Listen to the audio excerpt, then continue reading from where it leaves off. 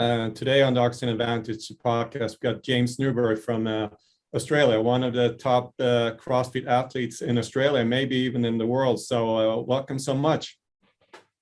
Mate, thanks for having me. I really appreciate it. To be honest, when you contacted me, I was actually really excited. Probably the most excited I've been for a podcast in a long time. That's great. That's great to hear. So it is. Thanks very much, James. It's a good thing and you're in isolation, so it's a good time to do these types of, spend time doing podcasts. Absolutely. Yeah. I'm day 24 of 28 in isolation here in Australia after doing a bit of overseas travel for about 4 months. So I did 2 weeks in Sydney in a hotel room, and now I'm in the back end of the second week in Adelaide in a home quarantine. So I'm ready to come out. I'm due. And we're super excited to have you on here because the reason is that, like I said before, I saw you doing a podcast talking specifically about breathing.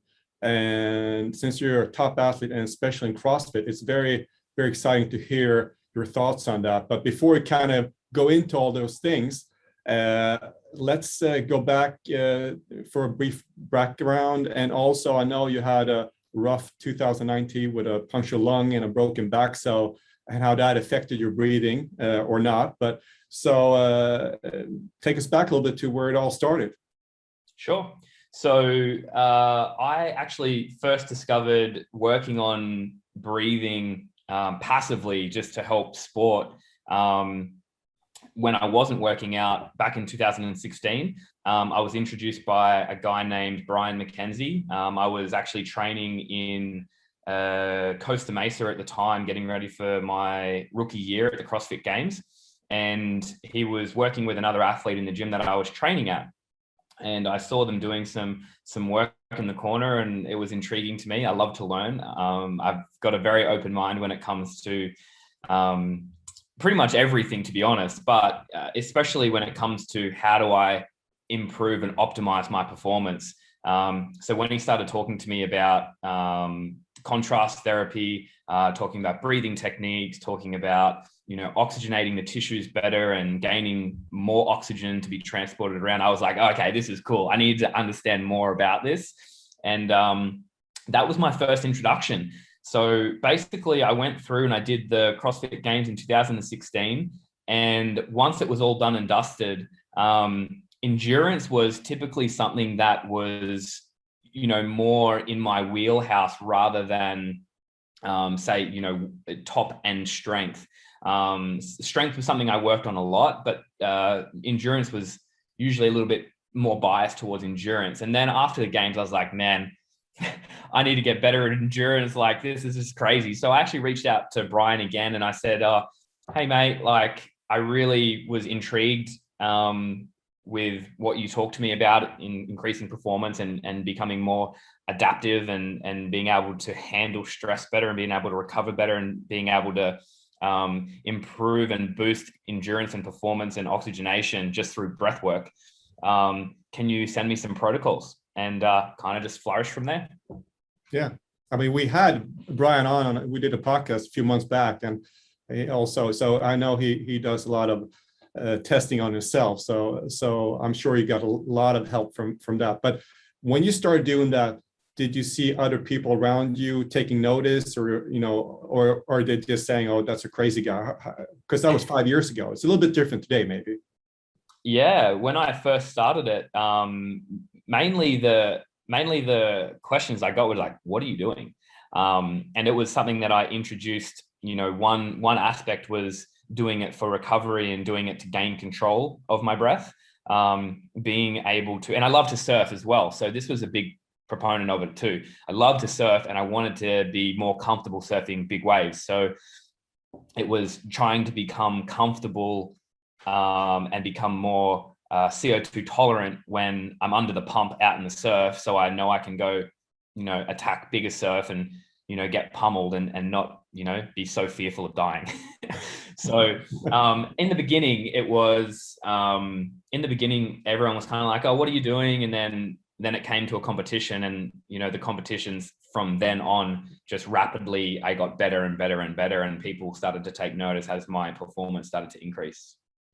So I know you finished number 5, is that correct, on the 2019 CrossFit Games? Correct. And then I guess I'm assuming it was after that you broke your back and had to puncture lung. How did that affect did you work more or less on breathing when that happened? Sorry about that, guys. No problem. Alrighty, I just had to get the bigger charger. So continuing on, so basically what happened was finished the 2019 games. I placed 5th, had a great season. And then from there, prior to going to the CrossFit Games, I actually dabbled in a 70.3 triathlon. And I did it to get back into training because I took a bit of a break, and I was just like, oh, maybe I could do this to get back into training, get a bit of a flow back.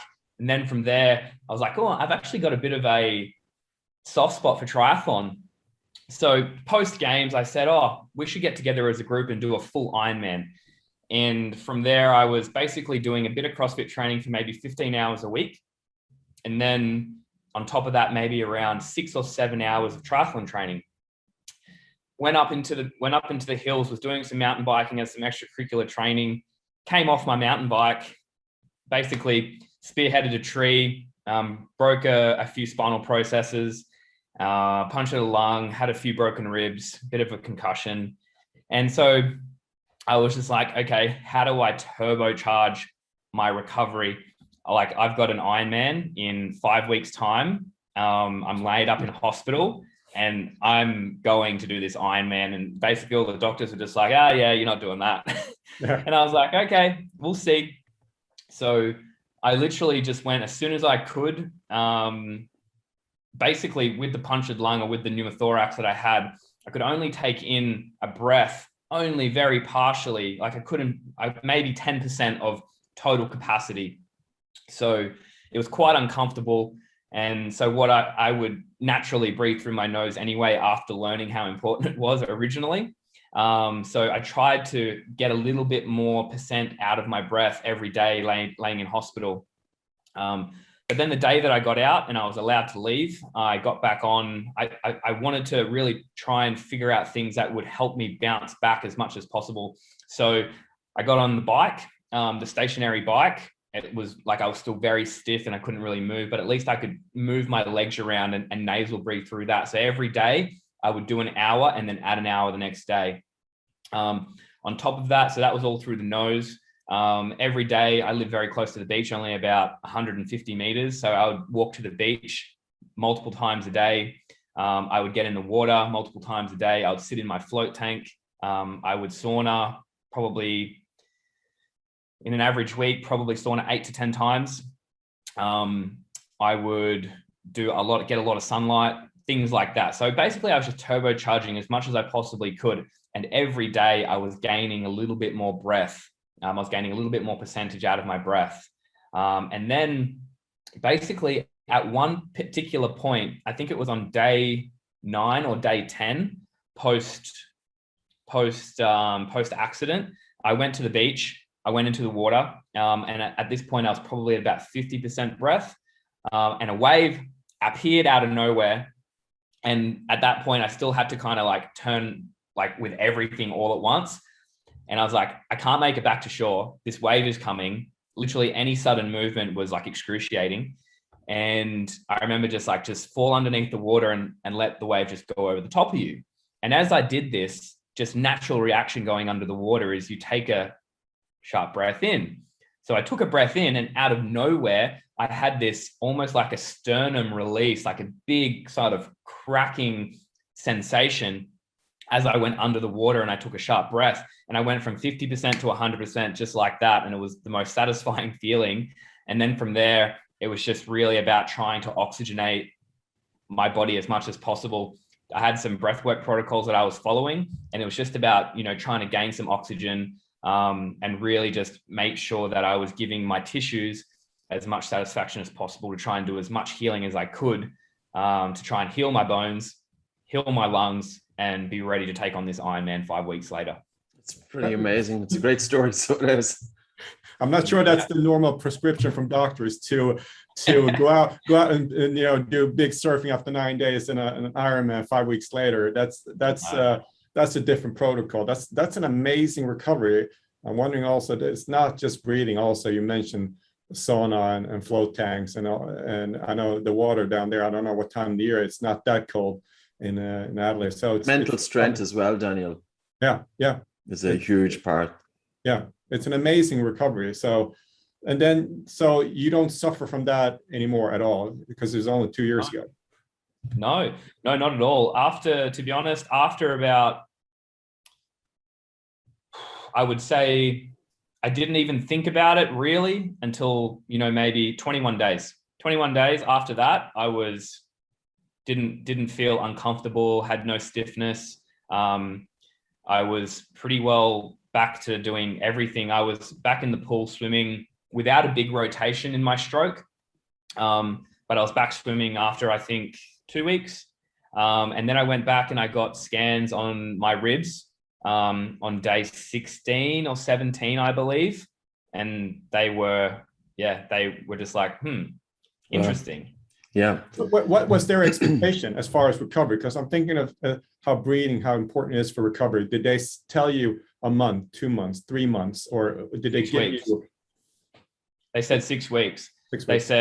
They said typically average person will have the bones and the lungs healed within 6 to 8 weeks. They said we've seen people get them done in 4 weeks before, but just depending on the person. And I was probably around that 3 week mark. But I do take my recovery quite seriously. Like I've literally set my house up to make sure I could, I'm by the beach, I'm by fresh air. I've got an infrared sauna, I've got a float tank and an ice bath sitting here, and I got a gym out the back. So I do really enjoy and take my recovery fairly seriously. It wasn't for me. Like I love competing, but it's not the be all and end all for me. It's like I would never want to sacrifice longevity for a gold medal. That's just not part of why I do what I do. I love a challenge, and I love to grit and I love to work hard. But for me, it was more about making sure that I could fortify myself to be able to handle the heavy training volume that we do as CrossFitters, be able to handle the high repetitions, making sure my tissues are going to bounce back, making sure my tendons are going to be healthy, making sure like I'm just covering all my bases so I can still surf when I'm 60, 70 years old. I never wanted to get to the point where I buckled myself so badly that I would come out the back end of professional sport and be left with bad knees, bad hips, bad shoulders, and chronic fatigue potentially. So it was not something that I was really interested in, which is why whenever I looked at things like, the importance of breath work, the importance of, contrast, the importance of sleep, the importance of hydration, the importance of sunlight, all those things were things that kind of resonated with me. And I said, yeah, I can get into that for sure. Even to the point where I was sitting in the float tank and, it's probably a lot of voodoo, but I was just picturing my lungs healing and picturing my bones just, repairing and things like that. And, whether it helped or not, I still felt good, and I still completed the Ironman 5 weeks later. So it worked. It worked. Yeah, it worked. That's for sure. I'd love to know some of your protocol.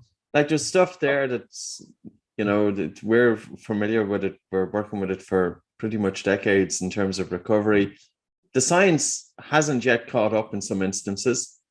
And even tissue injury, James, there's a few papers whereby they got rats and they damaged the tibialis muscle, which is a muscle running down the shin. And they divided the rats into different groups. And in one group of rats, they administered carbon dioxide through the skin into the muscle. And about 6 weeks later, I can't remember exactly, they sacrificed all the rats. And the groups who were treated with carbon dioxide, the muscle injury had repaired. Now, You're doing breath holding, you're doing nasal breathing during physical exercise, you're doing light breathing, I'm assuming, as well. And by doing that, you're increasing carbon dioxide in the blood. And as carbon dioxide increases in the blood, it slows down the release of carbon dioxide from the tissue. So you also build it up in the tissue. And when there's an increase of CO2 in the tissue, hemoglobin is going to release more oxygen to that tissue. And these are simple things that athletes could be doing, whether they are in rehabilitation or competitive athletes. And sleep as well, breathing through the nose, for example, was one of the best things that I had ever learned. Sorry, there, of course, is going to be an interruption. And waking up with dry mouths. And how many athletes are waking up with dry mouths in the morning?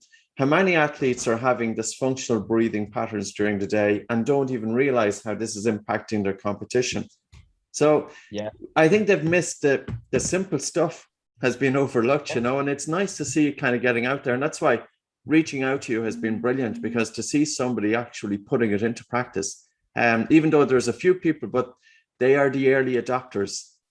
Yeah. It hasn't kind of reached that stage. It's just still at the start of it, you know, and we'd love to see it hitting that tipping point. Yeah. And honestly, I think it will. And, you know, now I don't even think about it. It's, you know, it's just habit to breathe through my nose. I don't have to worry about it during the night. Like I'm a nose breather all night long. I even notice it in other people. Like I'll see people, I'll be talking to, say, for instance, my brother, and he has a habit every now and again, he'll just do this. Yes. And I'll just be like, nose man, you just start using your nose. And you can tell they take that reprieve. It's almost like they run out of oxygen just having a conversation. And it's just, I think it's just retraining some habits and just keeping it conscious for a little while. And then after a period of time, it just becomes second nature to always revert back to the nose. And, you know, and then when I'm in the absolute hurt locker and I'm at peak end, like fighting for the very last rep and I'm to and fro, like I'll revert back to mouth just to get through and finish. But I'll typically start every single workout through the nose as long as possible. And then when push comes to shove and I'm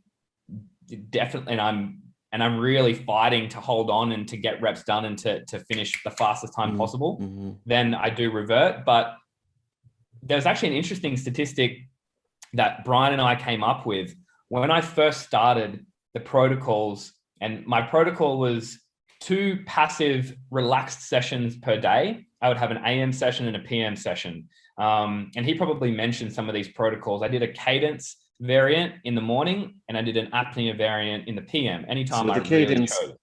The cadence is breathing in. Was it breathing in for 5 seconds or breathing out for 5 seconds, or breathing in for 4 and breathing out for 6?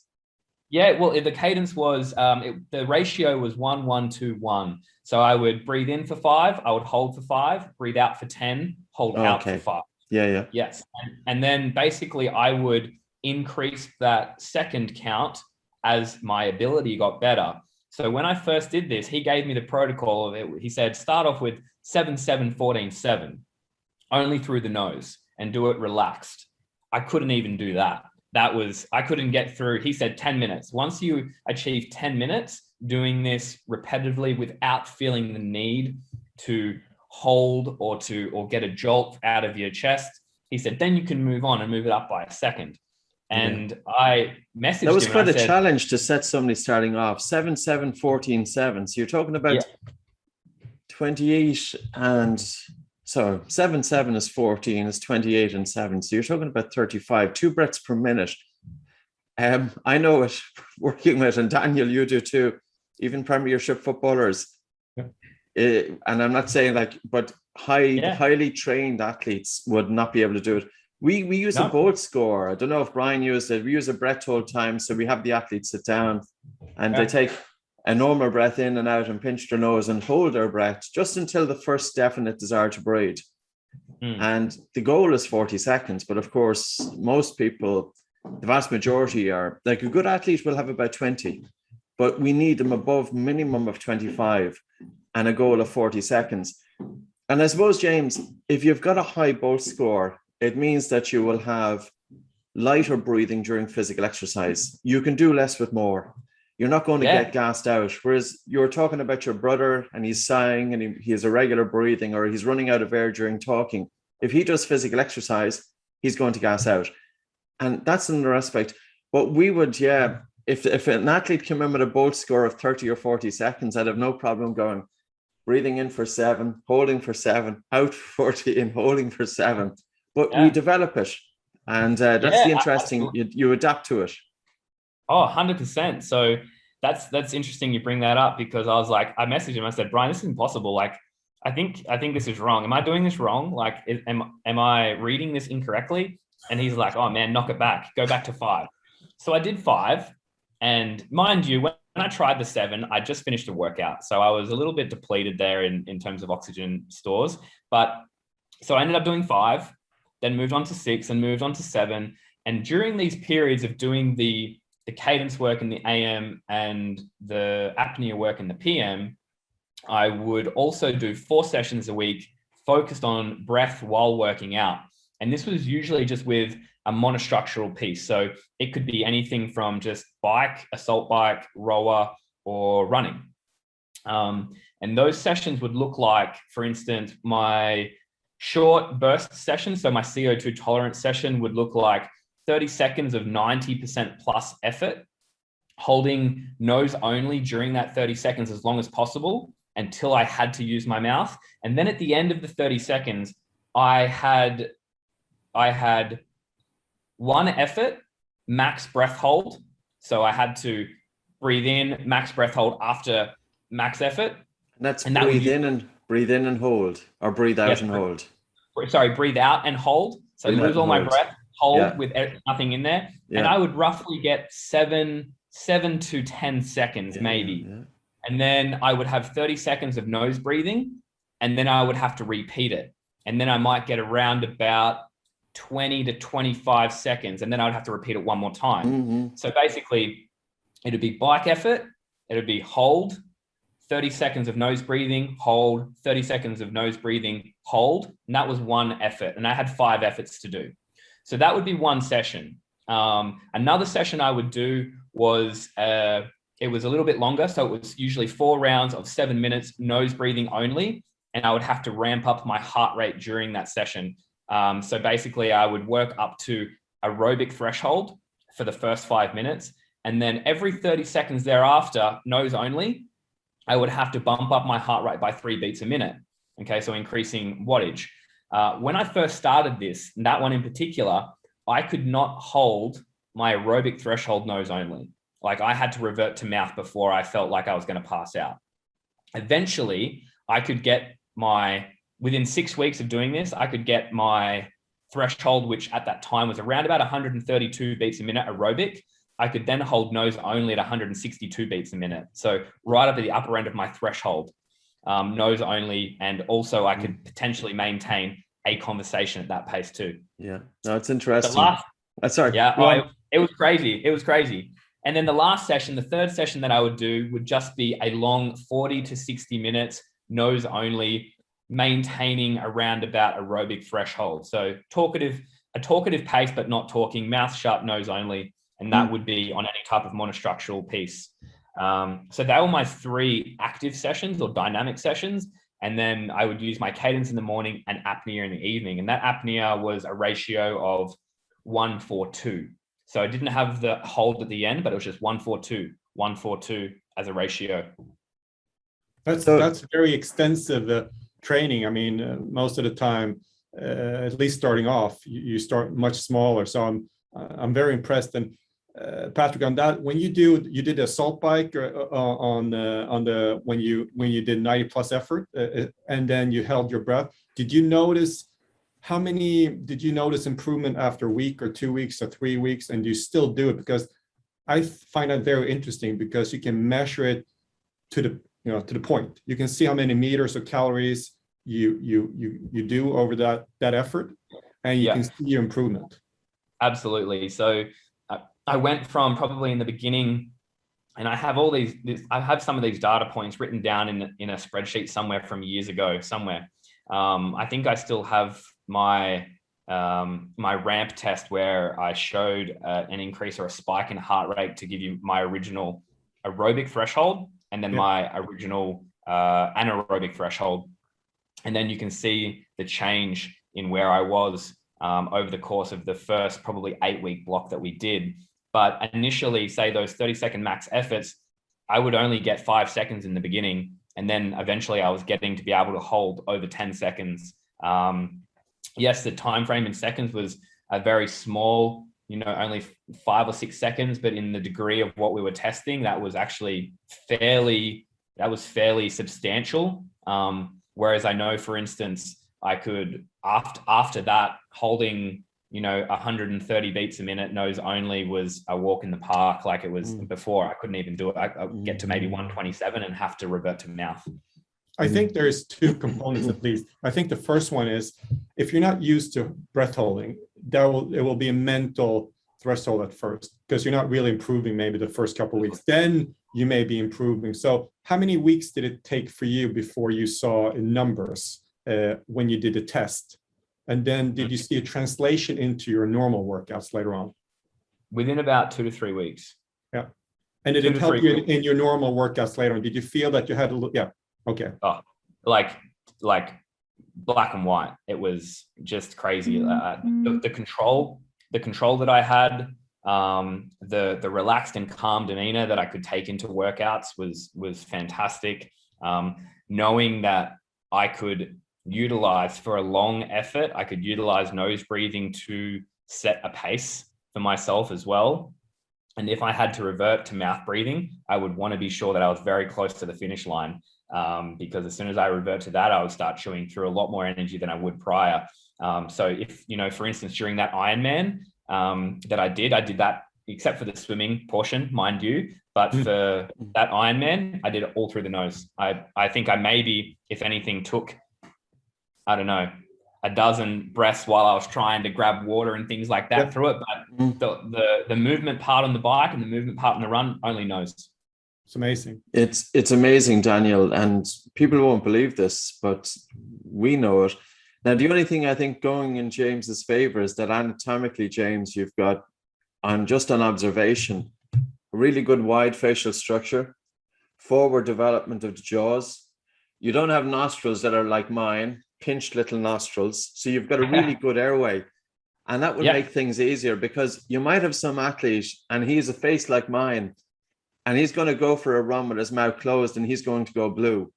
So there's a couple of aspects to it. One is, if an athlete has a higher Bolt score, it's easier to sustain nasal breathing during physical exercise.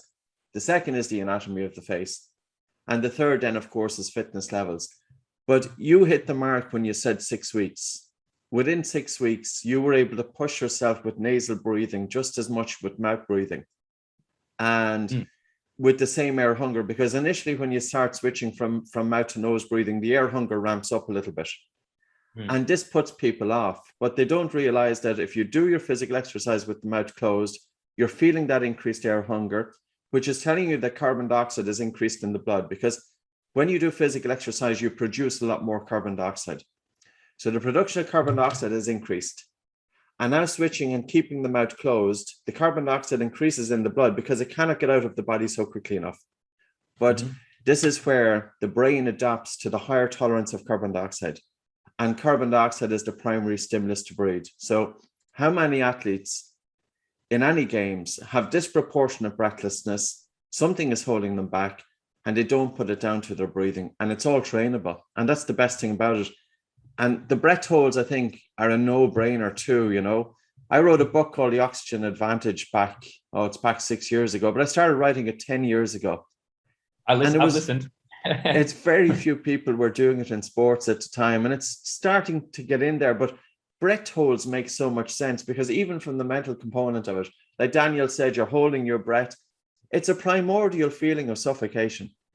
There's a mental component that you're to relax into it. But as you hold your breath, especially after an exhale, without doing the hyperventilation beforehand, as you hold your breath, carbon dioxide increases in the blood, increases blood flow to the brain. And this is a calming effect. So it has been described as a narcotic gas. And we use it with people with panic disorder, people with anxiety, people with recovery, and even increasing heart rate variability. So the science is getting out there. So this is really interesting. So there's so even some more statistics that came out, and mind you, it was also becoming okay with how to control the release of the breath. I was the gearing the gearing of release of breath was difficult because all I knew was in, out, in, out, in, out. I didn't know how to let it come slowly and let it come back in slowly, knowing that it's coming and I don't need to rush because I don't need the oxygen just yet. That was something that helped me a lot with the cadence and apnea, was learning how to control the rate at which I inhaled and the rate at which I exhaled. Because I think a lot of people get caught up in the exhale and exhaling too quickly, typically because they just let it go through the mouth all the time. So I think my best ever score that I did over 10 minutes, and mind you, probably the last minute, I had to really hold on, but I ended up getting the 12s. So 12-second inhale, 12-second hold, 12-second inhale, 12-second hold, 24-second exhale, 12-second hold. Yeah, 60, one breath. Yep. And this was a master yoga instructor back in the day, before yoga came into the Western world. Master yoga instructors were breathing to one breath per minute, and they could sustain it for 1 hour. Now, all of that information has got lost, and it seemed to get lost when it was transmitted through the generations. And we would love to see it coming back, but it's amazing. And I'd say to anybody listening, give that a go, what James was doing. And don't do it with mouth breathing. And don't do it with these massive, full, big breaths. It's a very subtle, gentle breathing in for 12 seconds, even though you're likely to fill your lungs, but very subtly over the course of 12 seconds, holding for 12 seconds, breathing out for 24 seconds, holding for 12 seconds. That's a challenge. Try and get at least a minute or two. Try for 2 minutes. It's difficult. It's very difficult. But like those types of things really did help me gain control of stressful situations. And I could apply that to many things. I could apply it in the water when I was surfing or competing out in the water. I could apply it during workouts where things would get stressful and, it'll just come back to breath. So whenever I was stressed, the most basic thing that I had to think about whenever I was, maybe losing control or losing focus is like, just breathe. Breathe. That's it. No matter what, if you breathe, you'll be okay and you'll get through it. And, the Ironman itself was a good test because, I went into that knowing that, roughly a first attempt Ironman, people would be getting anywhere from 12 to 13 hours. And I was, quite interested to see where I would come, not being a hardcore endurance athlete. And so you'd never done it before. This is your first Ironman ever. Oh yeah, probably in terms of triathlon, it was like my third triathlon. Yeah. Okay. And we were all just like, yeah, why not? Let's give this thing a go. Like, let's give a full distance Ironman a go. And I actually roped in about 12 other people to come over and do it with me. So, and they were all, I was like, hey guys, you want to go do an Ironman? And so I think we had 6 people do the full distance. And we had, I think 6 people do the 70.3 on that day. And our goal as a group was to go there and just to complete it. We weren't looking for a particular time, but then we also got together and did some of this nasal breathing leading in to the Ironman itself. And that would be going on long rides and, trying to nasal breathe, but we would also chat a lot, obviously just to keep things going. But a lot of the time when you're, climbing hills and stuff, the aim would be to nasal breathe. Yeah. But even for switching to mouth breathing, even for brief periods of time is necessary when the intensity gets too much, because if the air hunger is excruciating, it's too uncomfortable. And I'd often say to elite athletes, because I think there is a fear for athletes to introduce anything new, such as breathing, because they feel that there's a risk and it's going to disrupt everything that they're doing. But the one thing about the breath is that you can kind of interweave it in different places, that you can do it in a way that you can just gently condition your body to it. And as you say, it's conditioning body, but it's also conditioning mind. Yeah, I agree. And I think the thing that people lose sight of here, and especially when I talk to people about it, is that's the reason why I had my three dynamic sessions that I locked in on breath, and there was control there for the nose. And then I also gained my intensity, which I need for CrossFit, in my CrossFit sessions as well. So people would say to me, well, if I only use my nose, I get no intensity, and we need intensity for CrossFit. Otherwise we can't adapt there. I was like, yeah, that's fine. I get it completely. Have some training sessions where, yes, you do have to get to the point where it becomes so excruciating. You have to use your mouth for sure. But you can always start out at a decent pace using your nose. And then when you have to revert, but then just put a couple of extra sessions that don't take, longer than 40 minutes. If you're a full-time athlete, that's not a long time because we spend hours in the gym anyway. And those other sessions only took less than 25. But take those sessions, that's where you focus on your nose and try and make sure that your breath is controlled in those elements, and then leave the intensity for another time. And you'll still get intensity, but then you're also still getting the adaptation here too at the same time. So you can get the best of both worlds. Totally. Daniel, how do you, one thing that's very interesting is that CrossFit is different from essentially any other sport. That if you do a triathlon and you swim or you run, you do it for hours. So you kind of get into this rhythm. But if you're in a CrossFit training session or competition, you switch between deadlift, rope climb, burpees, box jumps, wall balls, whatever, different lengths of movement. How do you handle your breathing when you switch and you do some of these so quickly that you cannot just do one breath in, one breath out? Maybe you do one breath for the full movement, or how do you handle that? Typically, that's a good question. Typically, depending on the type of movement, there are some movements where I would like to hold my breath for potentially 5 reps in a row. If I go upside down and I go into a handstand push-up and, there may be, 10 reps in a particular round, I will try and get majority of those done on one breath. But in essence, pretty much for everything else that I do, I'll usually go one breath per rep. Okay. That's typically how I flow. And then if it's, say, for instance, like a pull-up that really expands and lengthens that diaphragm area, it almost sucks the air back in for me. And so I do that through my mouth. But then when I transition from pull-up, say, to deadlift, I try and go straight back to nose. Okay. As much as possible. So, and then basically when I get to deadlift, it'll be basically breathe in, deadlift, breathe in and out, deadlift, breathe in and out, deadlift. So I'm only breathing once per rep. So I'm not hyperventilating myself.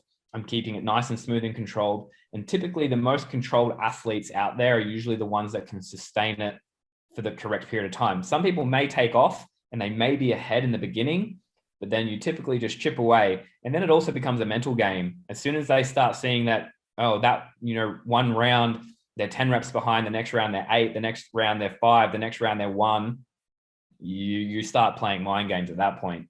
So that's how I've learned to deal with it. But being calm, if you're out there and you look like you're in the absolute pain cave in the hurt locker, it plays an even vaster, it makes you worse.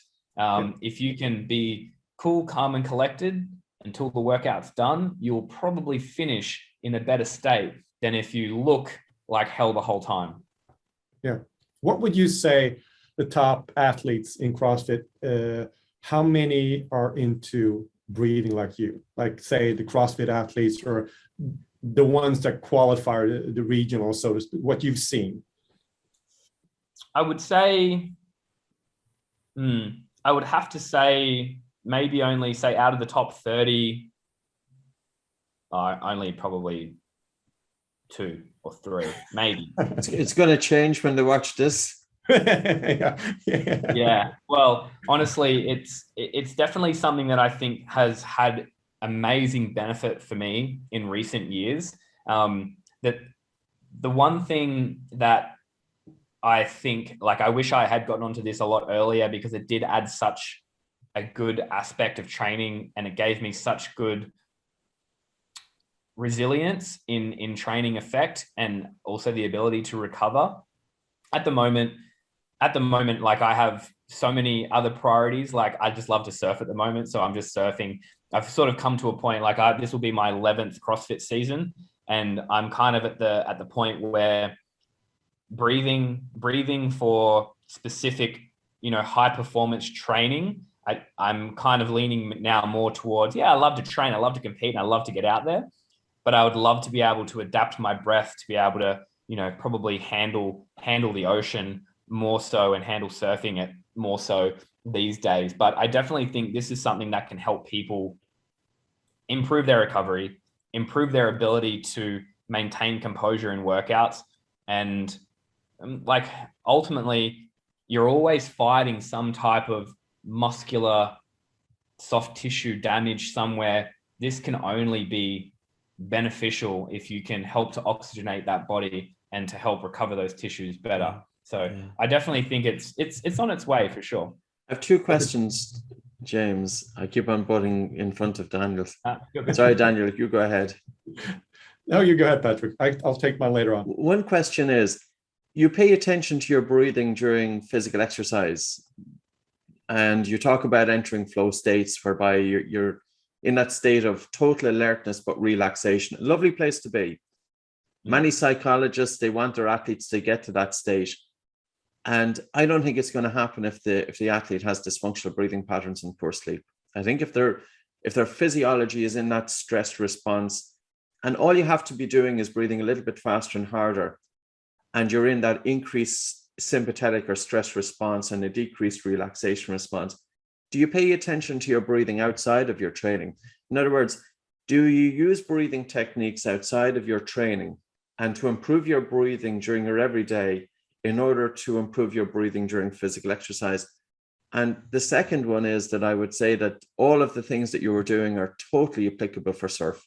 I'm an advisor with Laird Hamilton's XPT, and you're obviously aware of Laird, and the same breath hold techniques, and they have protocols in the pool of going down the water, walking along the bottom with weights, coming back up, hyperventilation, breath holding, reduced breathing, nose breathing, pretty much what you're doing. So yeah, it's transferable. That's good. Well, I'm glad I'm on point. I wish, I would actually really love, I was almost going to book in and go and do the XPT course just for fun. It's and brilliant. just to be able to experience it. I have one slight issue with one of my ears. I perforated it surfing once, and now diving down more than 12 feet is excruciating. So I have to practice. I've got to get back into a habit of practicing my regulation more so, because now I have a decreased air canal size. So every time I go down too quickly, it's excruciating. It'll start to bleed, and it's just not, it's not a good time. So I would like to practice it more. But in terms of breath work that I like to do, and I typically do this in the sauna and I do this in the float tank, because I love to float, always have, ever since probably 2012. And I do love to sit in my sauna. So yeah, I definitely use those techniques, especially if I'm really wound up, especially at nighttime as well. All I'll do is I'll just go back to slow inhales, slow holds, slow exhales. And sometimes I won't even put a timer on it. I'll literally just go back to retention and relaxation. And I will do it as long as feels necessary. So it's almost like intuitive breathing. So I'll breathe in nice and smooth until I'm comfortable, and only to a certain point, and that could take 8 seconds. And then I'll hold that breath as long as I feel like it's not excruciating, and it could be 5 or it could be 15. And then I'll usually do a nice long exhale, and that exhale could take 25 seconds or it could take 10 seconds. And I'll usually do this to calm myself. And I usually find by the time I'm done, I'll do say 10 rounds of that. And typically by that point, I've fallen asleep. So that's usually something that I like to add into practice, especially if I'm really heightened or I'm stressed about something, or, I've got the jitters from training, and winding down and getting back into parasympathetic is very, very difficult. That's typically what I'll do. Totally. And it's a great way to bring that balance in the autonomic nervous system. Just for people who might be listening, when you're taking your breath in, you said you're taking a smooth breath through the nose. It's not one of these necessarily full big breaths where you hear your breathing that you see in different studios. So you're breathing in very easy for about 8 seconds, smooth, silent through the nose. And then you're holding your breath for a period of time. And then you have a really, really slow and relaxed exhalation for up to, I think you mentioned 25 seconds. You're having air hunger for a lot of that breath. That will be in contrast to somebody who might be breathing in for 8 seconds holding their breath for a period of time until they feel air hunger, and then getting rid of the breath as quickly as possible. And everything that you're doing is stimulating the vagus nerve. The breath hold is stimulating the vagus nerve, but also the breath hold is allowing oxygen to go from the lungs into the blood. The prolonged and slow and relaxed exhalation, of course, is increasing CO2, which stimulates the vagus nerve, but also the prolonged exhalation stimulates the vagus nerve, which secretes a substance called acetylcholine, which I'm sure you're familiar with. This causes the heart rate to start slowing down. And when the heart rate is slowing down, the brain interprets that everything is safe. So it's almost that we change our breathing patterns to tell the brain about the environment around us. And you're relaxed in the sauna, you're having really, really slow breathing, you're changing your physiology, and the brain is reading that your physiology is changing, and your brain then will send signals of calm to the body. It's a very simple hack. I can only imagine that there's plenty of people, they get stressed, they go into this fast, rapid breathing, and they just go with the fast, rapid breathing without even realizing that you can change that. And you can alter the signaling to the brain by changing your breathing. And that's what you're doing. Yeah. I can see, James, that you have an Aura ring, right? You have it on, yeah. So first off, you get it in the, I mean, you can see improvements in your workouts, but do you actually see what Patrick's talking about also, like objectively? Can you see that when you increase your doses of breath training, that your heart rate variability increases as well? Yeah, well, typically I like to always look for, and this is, I can usually tell when I'm pretty beat down in the gym, and if I've had high volume, or if, you know, something has really triggered me or put me in a deficit, I can usually see, and I love to look at it, yes, for the HRV, but I always just love to look at my resting heart rates on any given day. Like I might find that, oh, we've had some low days this week in terms of training volume, but then I'll look at my heart rate and it might be sitting 7 beats a minute overnight more than normal. But then it's usually a delayed effect from last week, which was, you know, crazy high volume. And I'll be like, typically I'll be sitting, you know, say maybe overnight, I might get down to say mid to low 30s, but then sometimes I can't get this thing down below 43, 44 beats a minute overnight. I was like, okay, there's some residual buildup of volume that my body is still trying to recover from. Just be aware of this. And it might just be a thought in my mind that I might just need to go and find parasympathetic, you know, 2 more times this week for a little bit longer, and that may help me. But 100%, you definitely see benefits in your metrics. You definitely have better control. You definitely do find that you can sustain low heart rate for, you know, more time during the day, and especially overnight. And you can see it in the data too. Like it's pretty phenomenal. And that's not even with a ton of extra physical activity. It's just being able to be able to tap into that parasympathetic more often. And the more you do it, the better you become subconsciously. It happens subconsciously instead of, you know, having to go, okay, breathe through my nose. It just happens. And then you're there majority of the time. Even just sitting on the couch, you can find parasympathetic if you're in tune with just naturally breathing through your nose more often.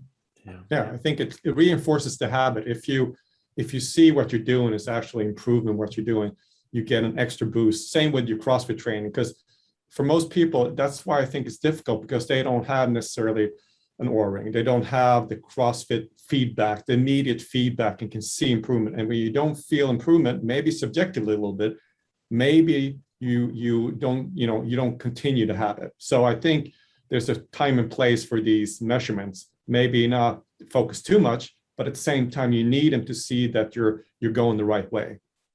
Absolutely. And this is what Brian was really good at. He was very, very good at explaining to me the reasons why we wanted to do it. And I was like, okay, just let me know what I need to do. Let me know what I should expect to see and feel. And he would just be like, okay, try this, try this, try this. I would give feedback.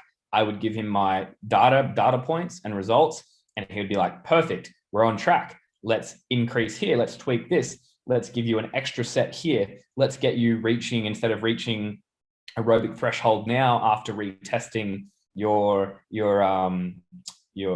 would do a test, and you'd be interested in knowing this test as well. We basically would start on the assault bike. We would start off at 52 RPMs. And then we would take a heart rate measurement and we would go nose only for as long as we could. Every minute we would up it by 2 RPMs, and we would also take a heart rate measurement there.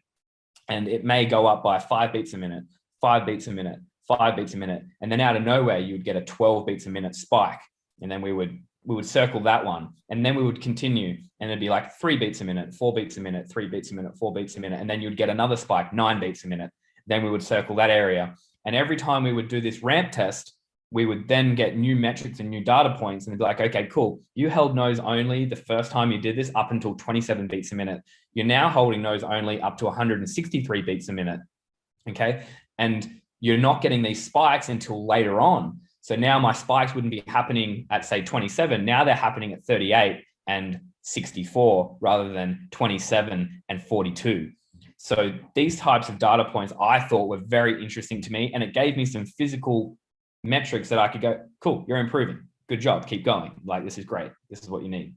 Did you ever measure your max pulse and how long it took to drop down, let's say a minute as a benchmark, to see? I mean, in CrossFit, I think that's crucial too. You get so high up that how fast can you come down? Because now you're going the other way. So did you ever measure that? Yeah. So the point for me to reset each one of these efforts. So the 5 efforts on the 30-second max, the 4 efforts on the 7 minutes. I think we started off with 4 by 6 minutes, and then we increased it to 4 by 7 minutes eventually. I would not be allowed to start the next set until my heart rate dropped below 100 beats a minute. Okay. That was the test. And I do have these results somewhere. I can't remember off the top of my head, but over time, it did get quicker. I know that for sure, but I do have the results somewhere, which I'll try and find for you guys too. Yeah, that'd be great. And what type of breathing did you do to drop your heart rate? Was it just prolonged nasal breathing on exhale? Yeah, it was literally just an intuitive nasal breath. Breathe as needed through the nose, up until you could then start to take back control naturally of the breath.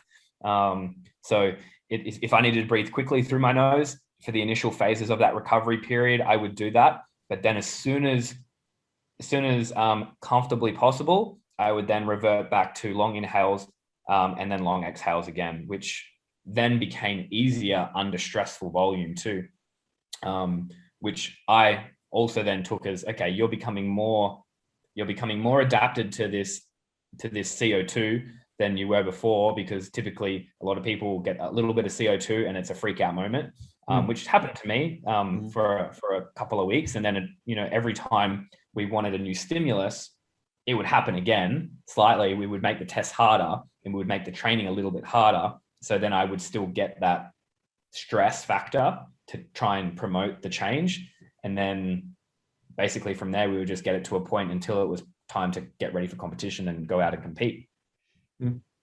That's fantastic. I think so right now, do you do the same amount of breath work as you did a few years ago, or more or less on any given week?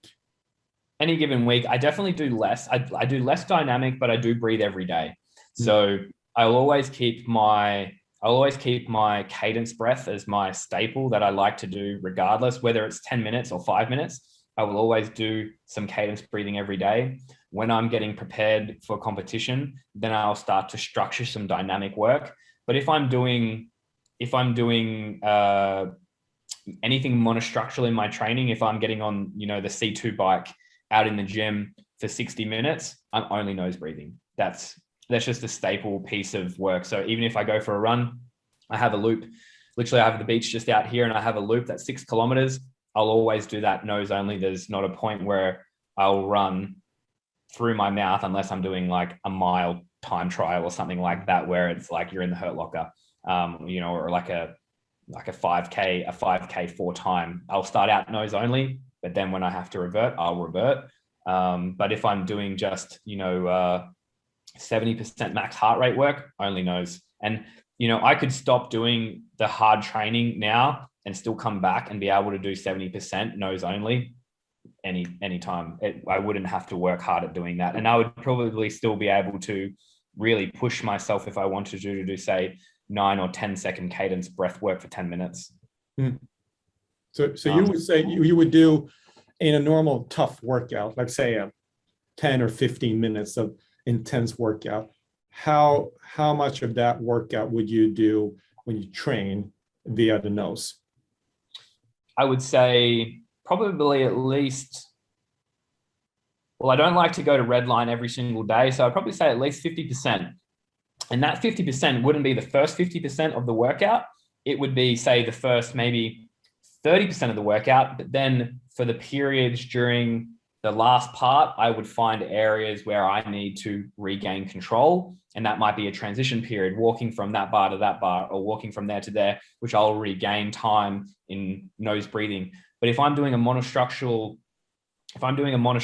piece of equipment in a Metcon that requires gymnastics and getting upside down on my hands, but there's also a proponent of, say, rowing or ski erg or assault bike, on those elements, I'm nose breathing for sure. Getting back in control, regaining. And if there's a 5-rounder and you can find 45 to 60 seconds where you can get back to nose breathing, you're doing that every single round. And then when you go back to your crazy gymnastics where you're climbing a rope and then doing handstand walking, okay, you can save that time to do your mouth breathing, because you're in all sorts of discomfort and craziness. But then when you go back, you then find peace again. I think fantastic answer, because I think these are the specific answers you need to understand that when you do certain exercises, you can nose breathe. Some are much tougher, so you don't think if you're a CrossFitter that you try to do it all the time, because it's more difficult maybe doing handstand push-ups versus a rowing machine. And these are the specifics you need to work on. Also, when you switch in between sets and reps and all that, how you do it. I think those are great answers, because I think also from our own experience, you suffer not only in that workout, but also the day after. If you mouth breathe too much, it causes a little bit of trauma. You can see your heart rate variability go down, and the next day you can't train 100%. So you have to think not only about that day, but also for the next day and the whole week. So I think Patrick, those are fantastic answers. So you have to really dial in very specifically of how you do it. And, it's not 100% here or 0 here, but it's a mix. And certain days you go nose breathing only, some 50-50, certain exercises. So you have to specify that. So I think that is how you get into it. Because if you just say nose breathe, it will be too tough, and people will just not do it. Exactly. I think you definitely have to be intuitive with this type of stuff. And I think when sometimes these are explained, the immediate thought in someone's mind is, so I have to do everything through my nose, and they try it once and think, I'm not doing that. I can't get any intensity. If I can't get any intensity, I'm not going to do well. And it's like, okay, yeah, probably right. But you do have elements. You can work it in as long as you're maybe educated or taking the time, or you're being coached by someone who knows what they're talking about. I was very lucky to have Brian, who knew his shit. So it was cool for me to get exposed to that. Another really cool thing I remember, and this is a stat, I say, from before, like almost a comparison. I remember I was in Bali, probably 2015, and I wanted to do a max breath hold. And I think my all-time record for breath hold, and I did this with a couple of friends and my partner in the pool, and I just did a top of the water breath hold. I had them around me, so there was no chance of shallow water blackout. So just letting everyone know that. Don't do it by yourself. That's an important point. Yes. And I didn't know what I was doing at the time. I just took a couple of deep breaths and then just went under the water and just kind of sat there like stale on top of the water. 3 minutes, 3:01 or something like that.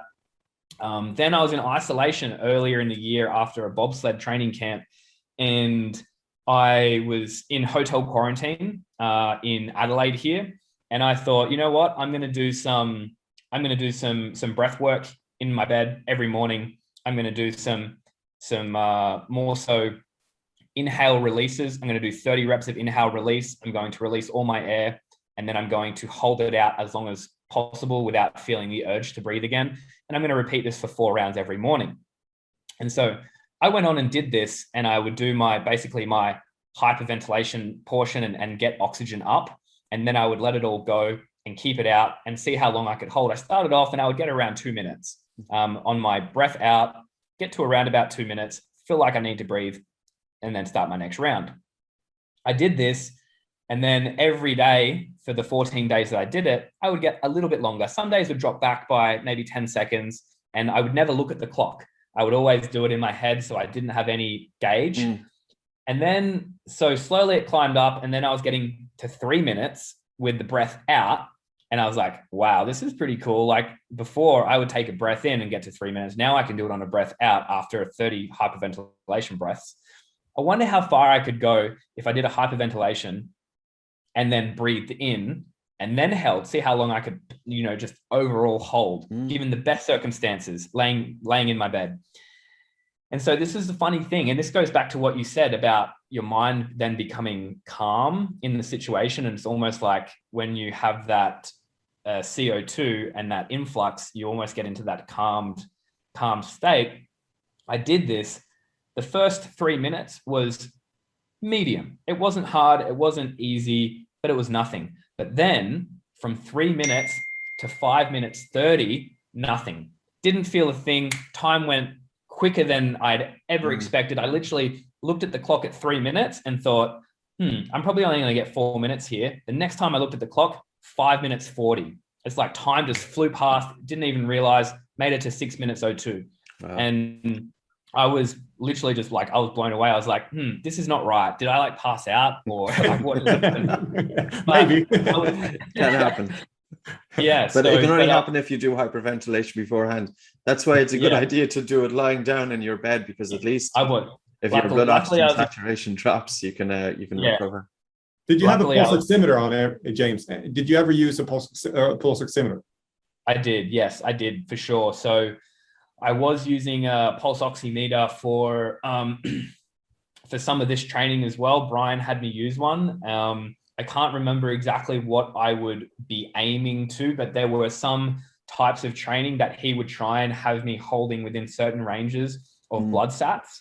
That was a really cool thing. I also used to use an altitude machine that I would basically wear a mask for. I would bring down my blood sats to a particular percentage, and I would just sit there and just breathe on that for 40 minutes, 50 minutes, 60 minutes. I never did it overnight.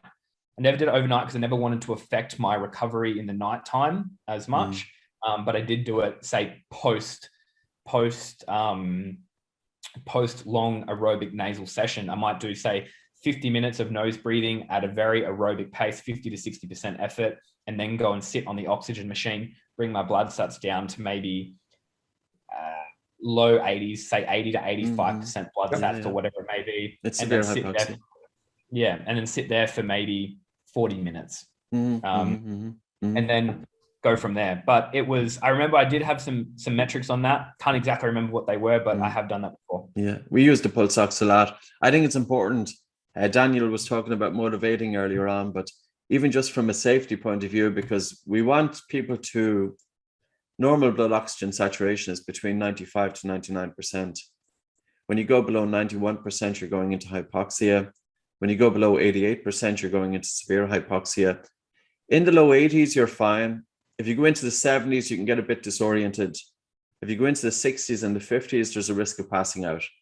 Now, normally you won't pass out if you just hold your breath after normal breathing. The time that you can pass out is if you hyperventilate and you blow off so much carbon dioxide, and that's the alarm to breathe. So if you hyperventilate and then you breathe out and hold your breath, you don't feel any sensation to breathe. So you can hold your breath for a long time, but that's sufficient for your oxygen saturation to drop very low and without warning. So your point about underwater blackout is absolutely crucial. Never to hyperventilate and get into the pool doing breath holds. It's crazy stuff. But yeah, it's great, James. We're going to draw to a close because we're so grateful for your time. And it's fantastic. It's been brilliant. Yeah. I think I see 10 topics that I would like to continue on. I just so many things, but I just had one final question, and it's more generic. Like you use these breath exercises for CrossFit and also for surfing, but have you noticed also a difference for you in your personal life and also in terms of sleep? Because I know that's the thing about breathing. It's incorporated in everything you do. So what you do for CrossFit has other applications in life. So has that improved as well for you? Anything else besides sports?